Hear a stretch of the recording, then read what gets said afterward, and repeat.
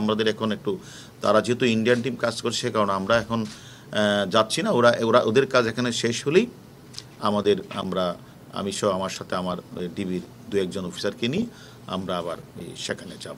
এখনো পর্যন্ত হত্যার মূল কারণটা কি খুঁজে পেয়েছেন আপনারা? দেখেন আসলে কেন করা হয়েছে, আসলে দেখেন আমি দেখি এটা আসলে আপনি ঠিকই বলেছেন, যে কোনো হত্যাকাণ্ডের পিছনে তো একটা কারণ তো অবশ্যই আছে। এবং সেখানে এই যে হত্যাকাণ্ডটা ঘটলেন এখানে তাদের পূর্ব থেকে তো অনেকগুলি কারণ থাকতে পারে। সেখানে তার সাথে পূর্ব শত্রুতা থাকতে পারে, টাকা পয়সার লেনদেন, আর্থিক বিষয় থাকতে পারে, রাজনৈতিক বিষয় থাকতে পারে। এবং সেখানে তারা যখন সেখানে যায়, সেখানে যেই এক্সিকিউশন গ্রুপ দায়িত্ব নিলেন প্রত্যেকটা এই 4-5 জনই কিন্তু একটি দলের নেতা। এটা হচ্ছে পূর্ব বাংলা কমিউনিস্ট গ্রুপের তারা সদস্য সবাই।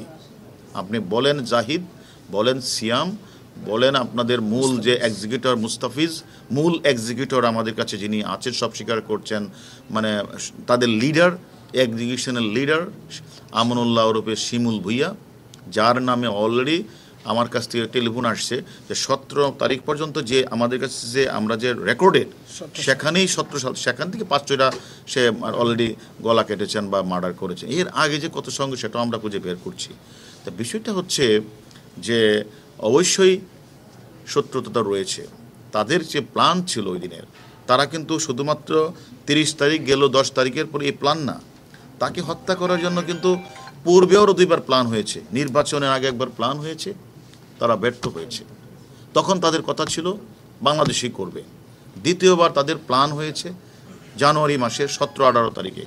সেই প্ল্যান তারা কিন্তু মানে আমাদের আনার সাহেবও গিয়েছেন ওই দেশে, এবং এই চক্রটা কিন্তু সেখানে গিয়েছেন। কিন্তু যেভাবেই হোক হোটেলে থেকে সেটা এই প্ল্যানটার বাস্তবায়ন হয় নাই। দ্বিতীয় ধাপে সেই প্ল্যানটা তাদের বাস্তবায়ন হয়েছে এবং তারা তাকে চেয়েছিল যে দেখেন শাহিন কিন্তু গেলেন, কিন্তু 10 তারিখ চলে আসছেন। সেখানে 12 তারিখ থেকে আমাদের এমপি মহোদয় গেলেন, সেখানে গোপালের বাসায় ছিলেন। সেখানে পরের দিন আমি যে কথাটি বলেছি আপনাদের, তার বাসায় গেলেন।